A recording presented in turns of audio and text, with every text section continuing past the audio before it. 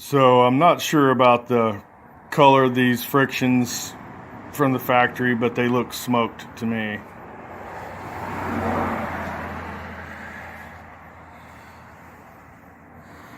Like I said in the forum posts that I've made a couple times, I was experiencing slipping around, started about 8,000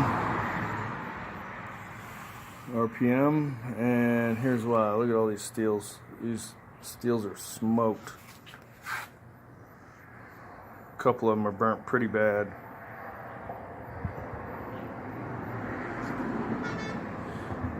This one's pretty bad too, 3 different spots. It's just glazed and, you know, a lot of heat damage. I mean, it was slipping from the time I got the bike, so I just put new Barnett clutches in it and clutch springs, and it's a brand new bike.